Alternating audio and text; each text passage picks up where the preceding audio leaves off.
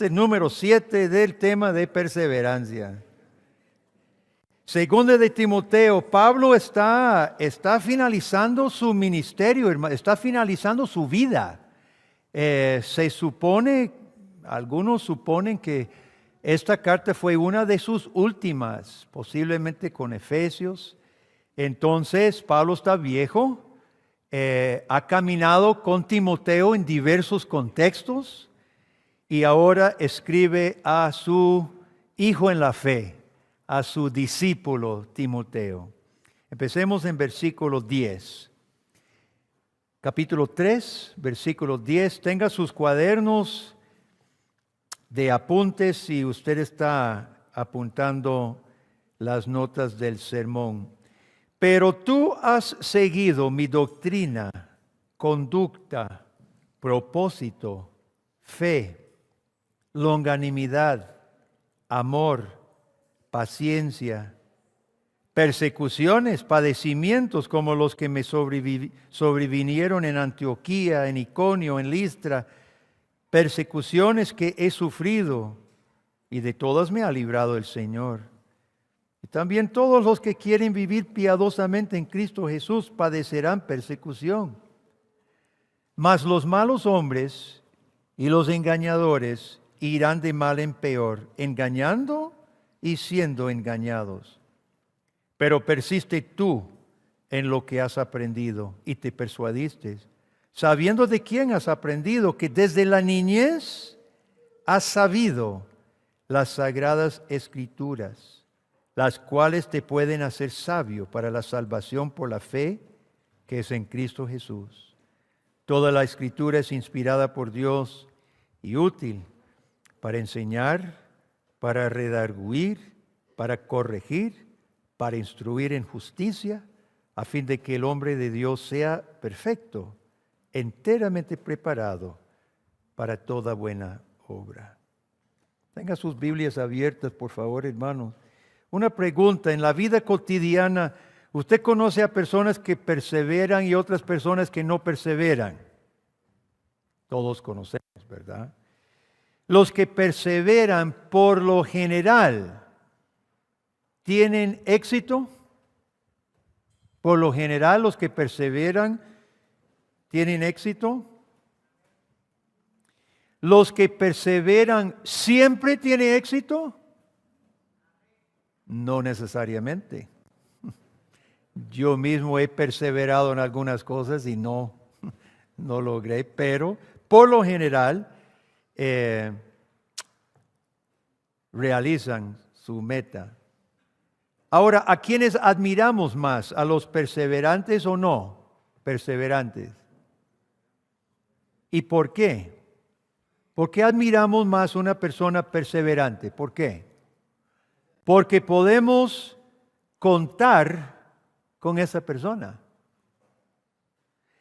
La Biblia califica la perseverancia, especialmente la perseverancia en la fe, como una de las mejores virtudes.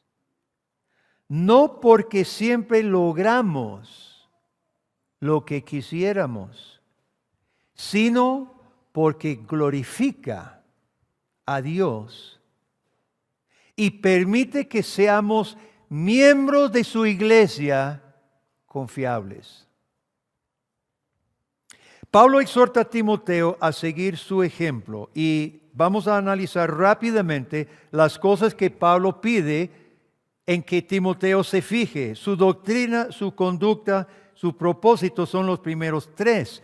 Qué interesante que Pablo menciona doctrina como la primera cosa que quiere que Timoteo se enfoque. Pablo no dice primero: Timoteo, recuerde mi pasión.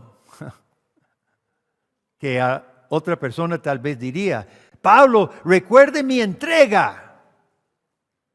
Lo primero que Pablo le dice a Timoteo: tú has seguido mi doctrina.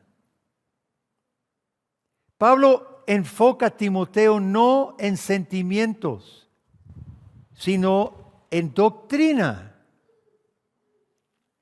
¿Por qué? Porque la fe es convicción, es certeza, como Hebreos 11:1 nos dice, certeza de lo que se espera, convicción de lo que no se ve. Es certeza y convicción. Pero Pablo resume el Evangelio en 1 de Corintios 15 cuando dice: yo prediqué lo que había recibido, que Jesucristo murió por los pecadores, fue crucificado, fue sepultado, resucitó y apareció a más de 500 y a mí me llamó como apóstol para predicar. Pablo enfoca a Timoteo y ahorita vamos a llegar al punto de la perseverancia, pero el primer paso es: fíjese en la doctrina, la enseñanza, el contenido, no el sentimiento. La perseverancia primero no se fundamenta en crear un sentimiento. Empieza por la certeza y la convicción de lo que es. Jesucristo es Salvador. Mi conducta, dice Pablo, mi conducta. ¿Qué era la conducta de Pablo? La conducta de Pablo era conforme a qué cosa, conforme a qué conducía su vida Pablo, conforme a algo exterior a él, no conforme otra vez a sus sentimientos, a sus emociones, a sus inclinaciones. Pablo dice en Romanos capítulo 3, cuando está dialogando con los judíos, refutando el legalismo, hablando de que la ley no puede salvarnos. Olvídese usted de poder justificarse ante Dios por la ley. Entonces Pablo dice, entonces ¿invalidamos la ley? Dice, no, Señor, la confirmamos. La ley de Dios era la guía para Pablo. Otra vez, hermano, no es algo interno que motivaba a Pablo. No era algo de él que lo inspiraba. Dos cosas hemos visto. El evangelio que es objetivo, es Cristo resucitado. Segundo, la ley externa a nosotros, que es lo que Pablo quiere que Timoteo se fije. Y finalmente dice, mi propósito. Ahí sí Pablo afirma que él no fue titubeante. No fue un día sí y otro día no. Porque redimidos por el Dios, cuyas promesas son sí y amén, no sí y no, sí y amén. Entonces Pablo puede decir, Dios a mí me convirtió en imagen de Cristo, no flexible, sino firme en su vocación. Este término de propósito se utiliza en capítulo 1, versículo 9, lo puede apuntar en su cuaderno. En capítulo 1, versículo 9, se refiere al propósito de Dios, que nos salvó no por nuestras obras, porque eso es un callejón sin salida.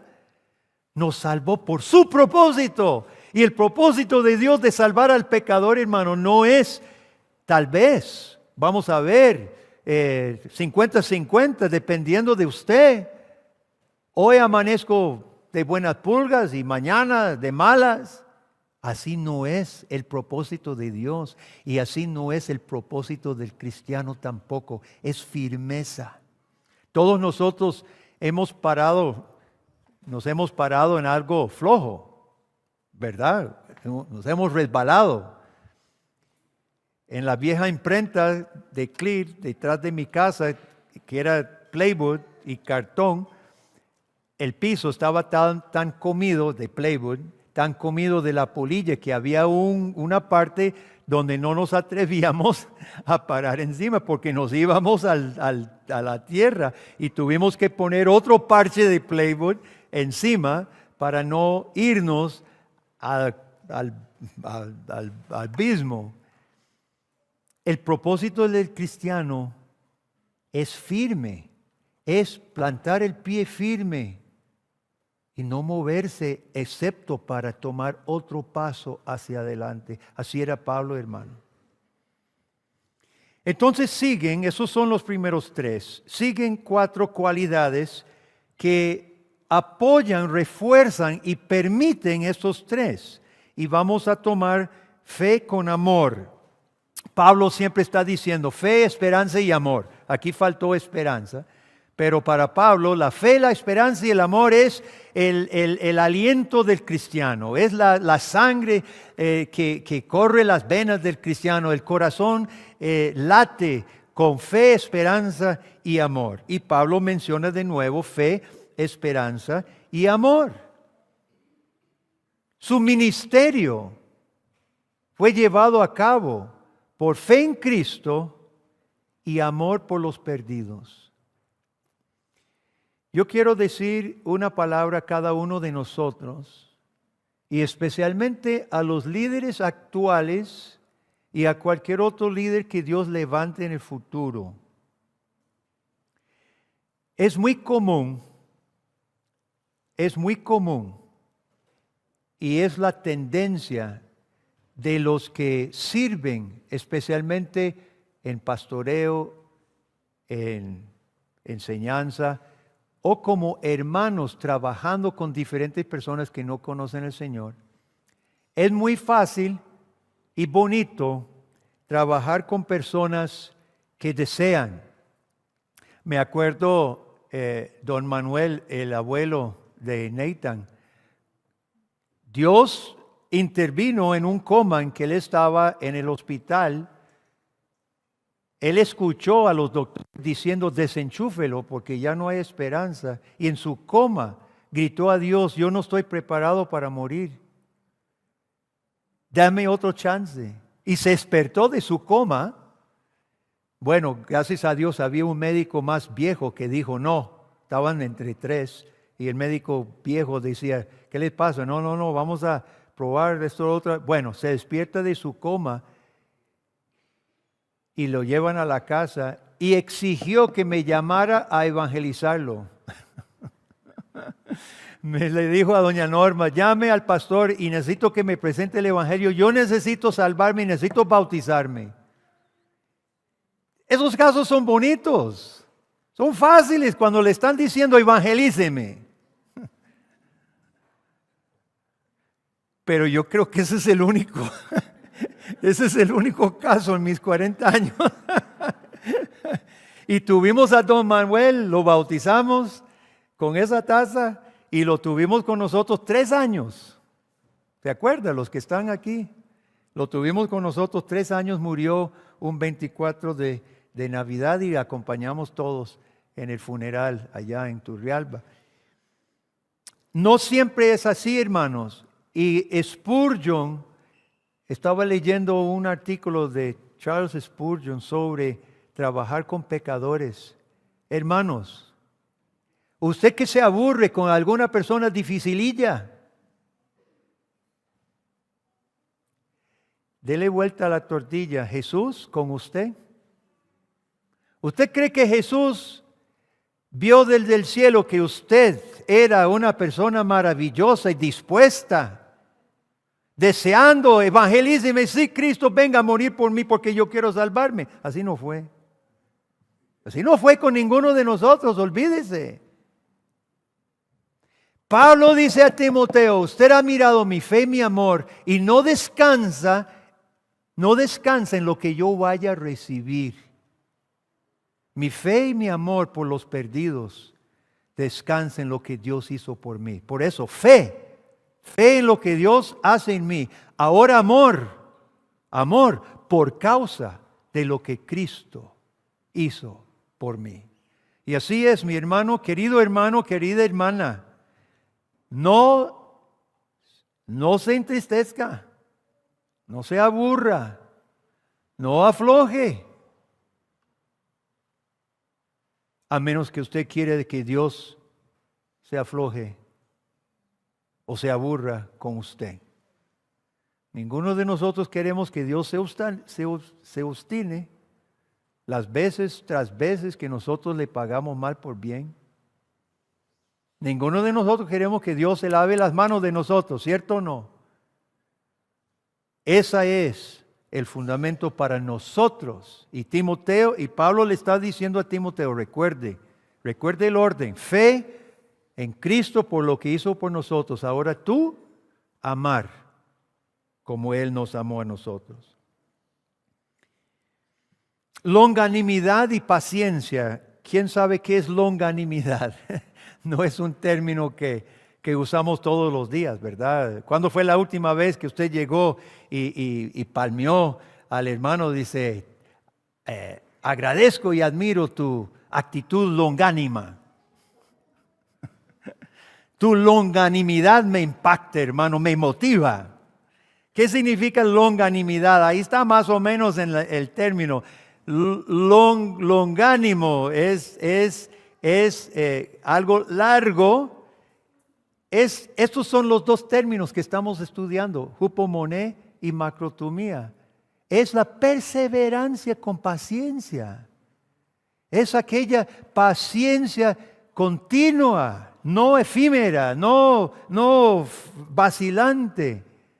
Longanimidad y paciencia, perseverancia, sufrimiento. Ahora, sin estas dos cualidades, finalmente no se puede cumplir lo que Pablo decía antes, el propósito. No puede cumplir usted y yo el propósito para el cual Dios nos ha salvado. Acabamos de ver a todos estos hermanos añadiéndose a nuestra congregación. ¿Para qué Dios los trajo a ustedes, hermanos? Un propósito. Un propósito. Así como todos hemos sido llamados e injertados en su obra con un propósito. Pero ese propósito necesita longanimidad, perseverancia. Necesita paciencia sufrida para que se cumpla. Ahora Pablo les recuerda de que nuestra vocación se lleva a cabo en este mundo, versículo 11, mis persecuciones, padecimientos, como los que me sobrevinieron en Antioquía, Iconio, Listra, y también todos los que quieren vivir piadosamente en Cristo Jesús padecerán persecución. Para que cumplamos nuestro propósito en este mundo, hermanos, Pablo nos recuerda de que fuimos llamados de un mundo antagónico, enemigo de Dios, y ahora servimos en este mundo todavía enemigo de Dios. Dice Pablo en 11, todos los que quieren vivir piadosamente tendrán sufrimiento. Juan Calvino, comentando este pasaje un poco chistoso, dice, entonces que todo cristiano es un mártir, todo cristiano va a ser muerto. Y obviamente responde que no necesariamente. Sin embargo, y quiero citar lo que dice Calvino, dice, pero todo cristiano tiene al mundo por enemigo. Y Dios permite que nuestra fe sea purificada y probada. Y Satanás, quien es el eterno enemigo de Cristo, no dejará en paz al cristiano, así como también habrá hombres malos que nos afligen. Así que, hermanos, mire, versículo 12 sí es una realidad para todo cristiano verdadero que quiere vivir piadosamente. ¿Qué significa piadoso? Recuerden, estamos definiendo siempre piedad. Es un término muy bíblico, muy importante. ¿Qué es la piedad? ¿Qué es ser piadoso? Tener un corazón ¿qué? ¿Ya se olvidaron? ¿Qué es piedad? Tener un corazón sensible. Recuerden. La piedad es tener un corazón sensible, dócil, presto a Dios y su voluntad. Esa es la piedad. Y dice Pablo que toda persona que quiere vivir piadosamente, sensible a la voluntad de Dios, siguiendo a Dios, tendrá dificultades. Ahora, tal vez el cristiano sensible, muy sensible, ahí en versículo 12 se deprime. Entonces, ya me está yendo mal y me va a decir que más mal me va a ir.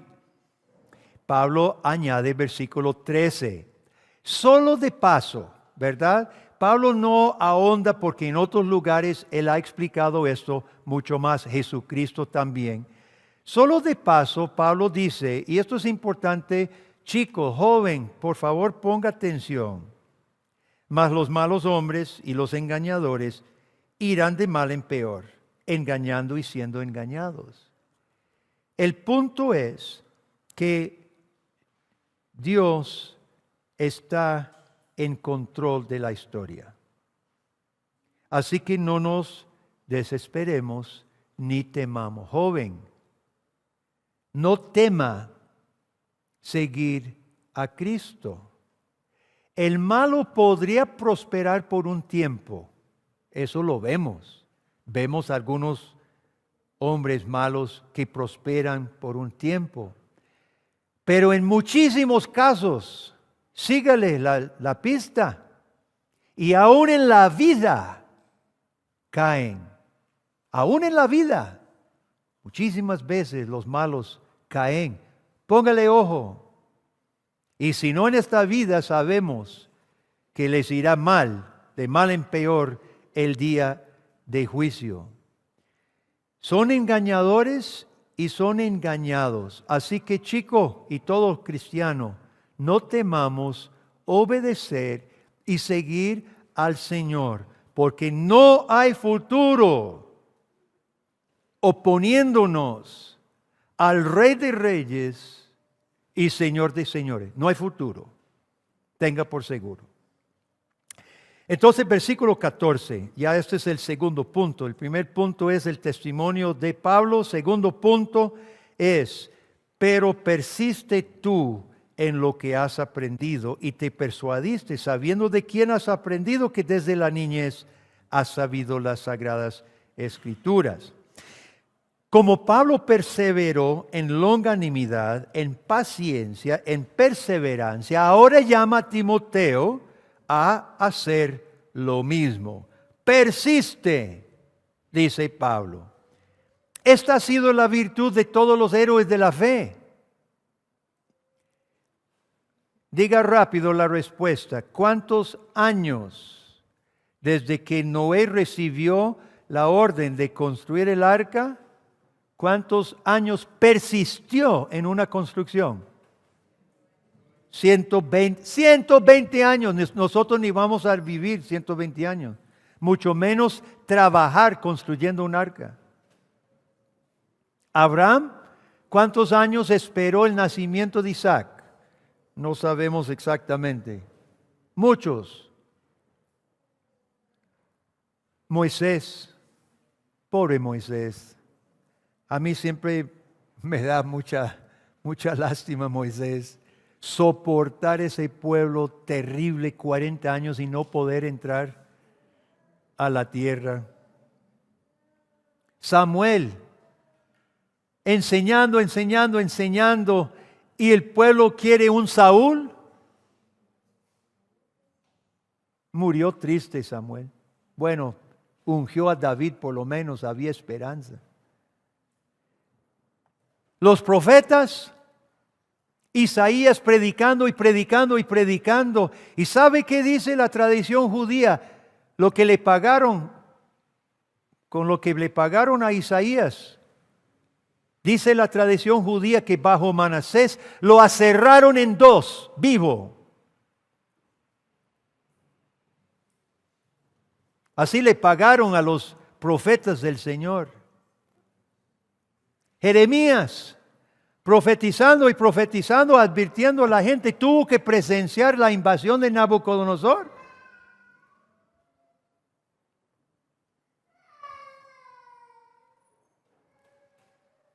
Pero ¿cuál es el fundamento de todos ellos? Nuestro Señor Jesús. Ellos antes de Cristo solo pudieron perseverar, así como nosotros después de Cristo solo podemos perseverar porque Jesús es la fuente de vida nueva. Jesucristo hasta el puro final, quebrantado tanto de fuerzas físicas que no podía más llevar la cruz, que tuvieron que colocarla sobre Simón de Cirene. Jesús siguió fiel, perseverando, persistiendo en su llamado y con base en la obra de Cristo. Por eso Pablo llega a Cristo Jesús en versículo 15. ¿Has sabido las sagradas escrituras que te pueden hacer sabio para la salvación por la fe que es en Cristo Jesús? Hermanos, la fuente de nuestra perseverancia está en Cristo, no está en Noé, ni Abraham, ni Moisés. La perseverancia de ellos fue en Cristo, así como la nuestra. Y Pablo termina donde empezó. Él dijo, has seguido mi doctrina, y le dice a Timoteo, siga las escrituras, la doctrina. Y dice que desde la niñez has sabido las escrituras. Sabemos el nombre de las que le enseñaron a Timoteo las sagradas escrituras. ¿Cómo se llamaban? Capítulo 1, fíjese. Capítulo 1, versículo 5. Vea qué maravilla. Ve qué cosa más linda. Versículo 5. Trayendo a la memoria la fe no fingida que hay en ti, la cual habitó primero en tu abuela Loida y en tu madre Eunice. Estoy seguro que en ti también. Hermanos, vaya en el cielo a buscar a Loida y Eunice, porque ellas fueron instrumento de levantar un gran héroe de la fe en Timoteo. Gloria a Dios.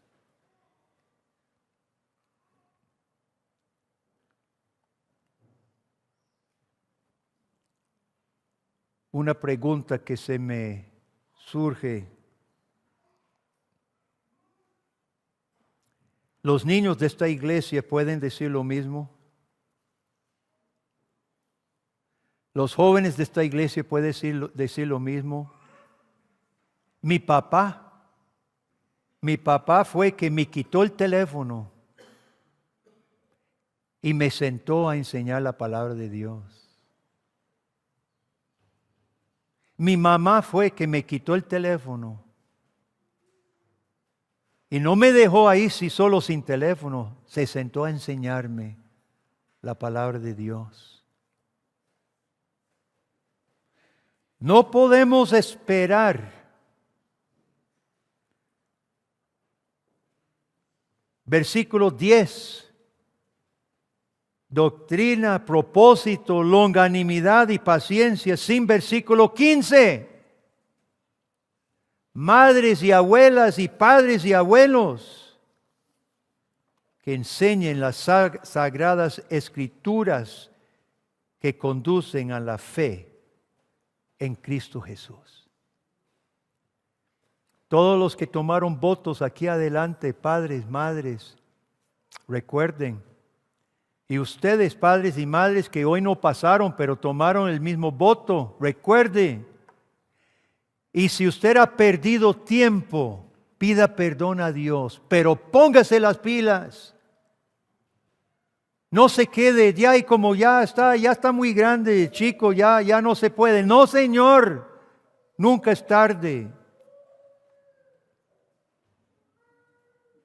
¿Cómo mediría usted a sí mismo en una escala de 1 a 10? ¿Cómo calificaría usted su familia en una escala de 1 a 10 conforme al versículo 10? Doctrina, conducta, propósito, fe, longanimidad, amor, paciencia. ¿Cómo se califica? Yo terminé de leer esta semana un libro, un relato, es viejo el libro, un relato de misioneros en Vietnam. Y como tiene relación con todo eso que hemos visto, yo quiero hacerle un breve resumen. No puedo resumir todo, demasiado bueno todo el libro. Misioneros americanos de la Misión Alianza Cristiana y Misionera comenzaron trabajo en Vietnam en 1929 entre las tribus primitivas de las montañas. En ese entonces Vietnam era colonia francesa y las tribus eran salvajes y paganas. Sus chamanes los mantenían esclavizados a los demonios, sacrificando sus búfalos a los chamanes y ofrendas de sus cosechas pobres de maíz y de arroz. Vivían vidas llenas de temor, bajo mucha pobreza, practicando fiestas paganas con bastante licor de arroz. Las diferentes tribus hablaban diferentes idiomas, así que la evangelización entre ellos era sumamente lenta y difícil. Algunas tribus eran bravas y utilizaban flechas envenenadas contra cualquiera que invadía su territorio. Vamos a saltar muchos años del relato. Saltando muchos años, quiero comentar de un muchacho, se llama Sao, y su hermano menor Car. A través de los misioneros y una historia larga, ellos fueron convertidos a Cristo y comenzó a arder en su corazón el deseo de ver a las diferentes tribus convertidas a Cristo, convertidos a la luz y la libertad del Evangelio.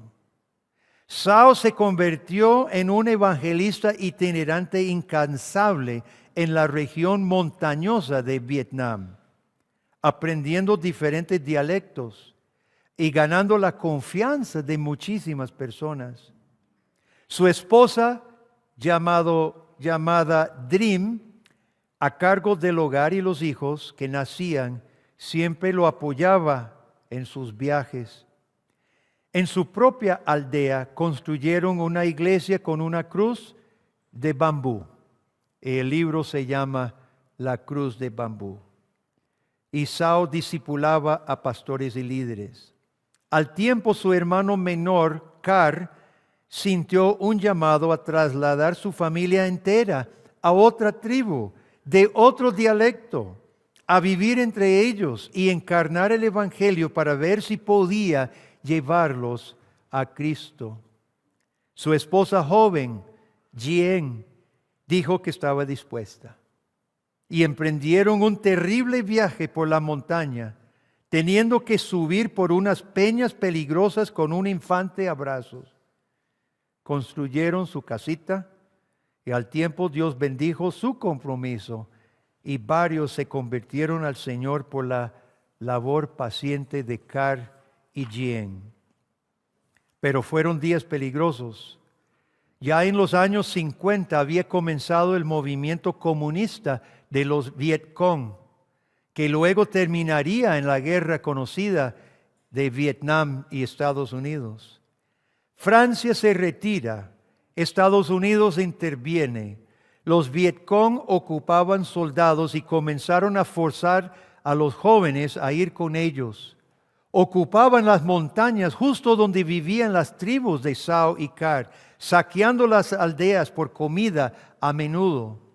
Se agravó la situación tanto que Sao y Car y otros vieron que la única salvación sería trasladar sus pueblos enteros a un valle lejos de allí.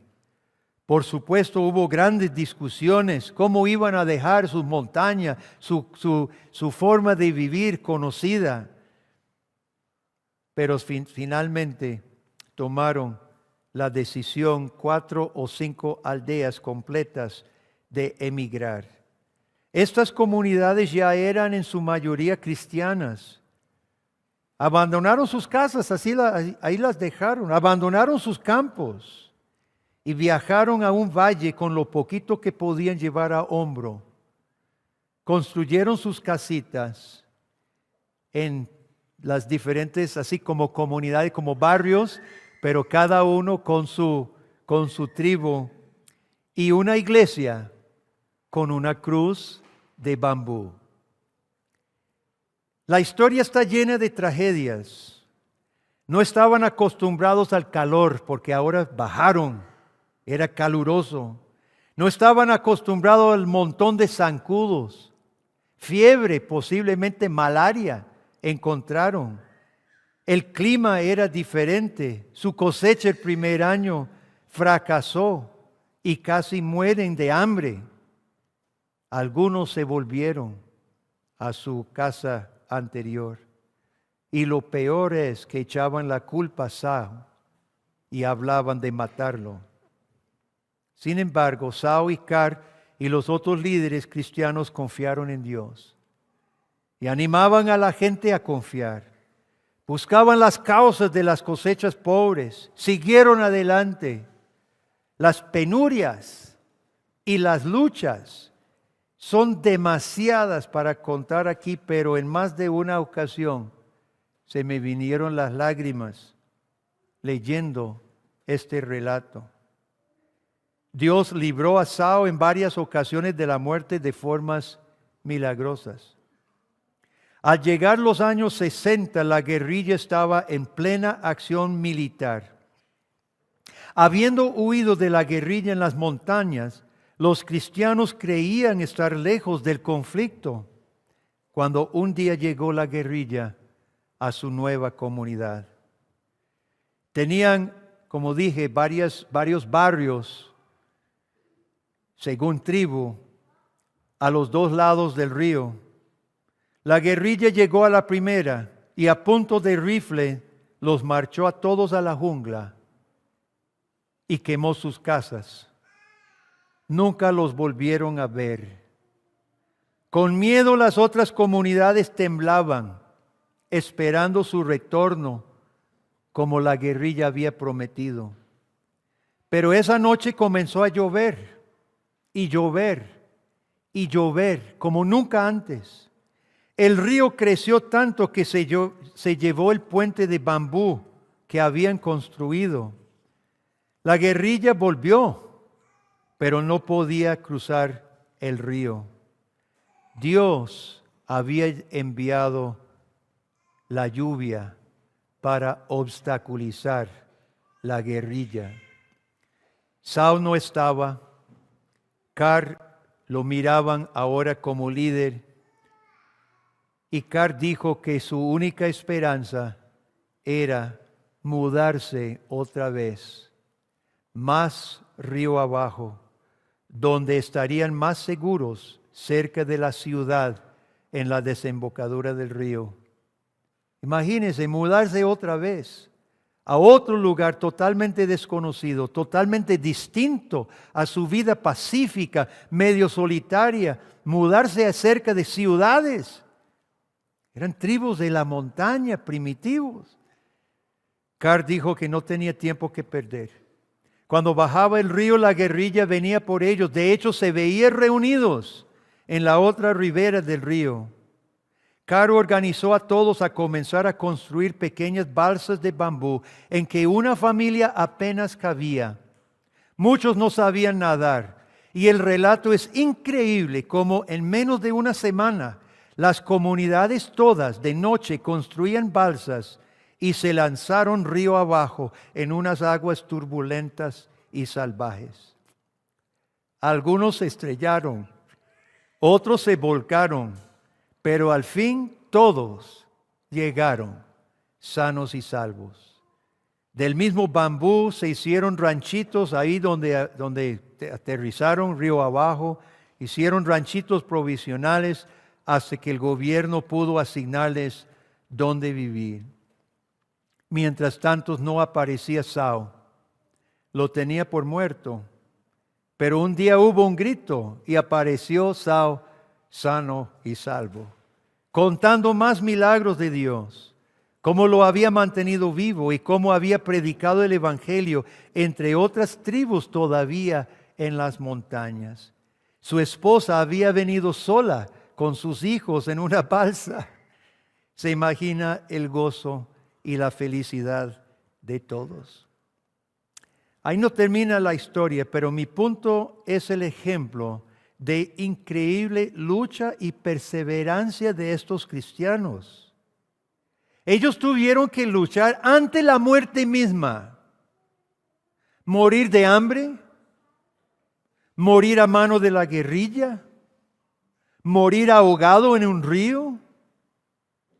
Fue la convicción de Sao, de Car y de los líderes cristianos que pudieron aceptar estos desafíos humanamente casi imposibles sin echarse para atrás y terminar salvando la vida de comunidades enteras. Y no me refiero solamente a sus vidas físicas, sino sus almas. Porque el testimonio de estos cristianos es un testimonio claro de su fe firme en su Dios. Esa confianza en el Señor les permitía perseverar. Al año de haber llegado a su nuevo hogar, la vida otra vez era difícil.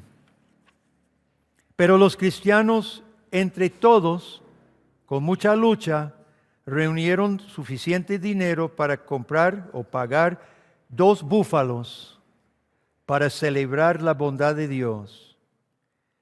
Otro año, en el segundo año, Dios había bendecido sus cosechas un poco mejor y pudieron celebrar comiendo juntos 4 búfalos.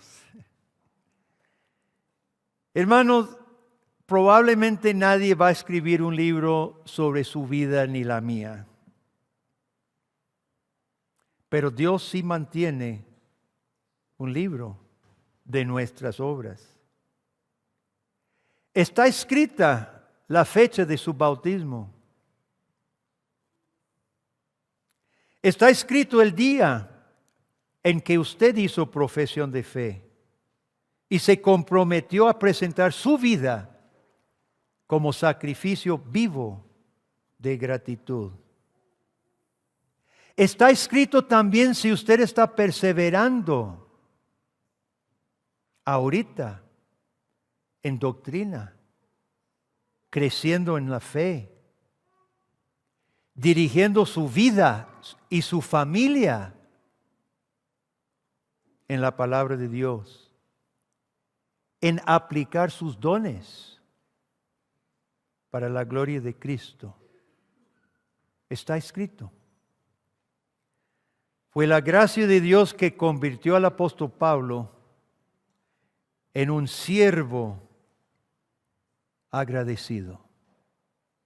Esa misma gracia incomprensible impactó a Sao y Car y sus familias y sus amigos.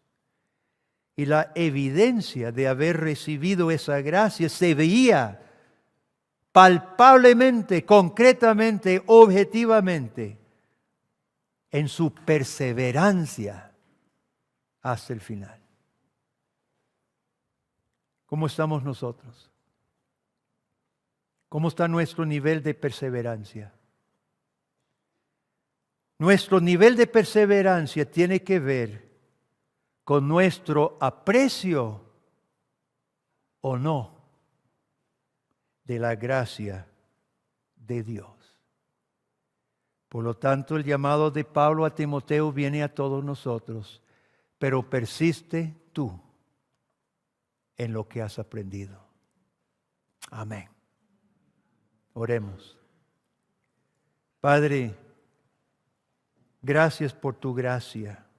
Gracias, Jesucristo, por tu salvación. Padre, confesamos, Padre, que aflojamos. Y tal vez nos da vergüenza mirar al apóstol Pablo, Timoteo, Sao, Car, otros cristianos. Nos avergüenzan, Padre, porque ponen en prueba de forma positiva su fe. Padre, para nosotros, por favor, ayúdanos a persistir en lo que hemos aprendido.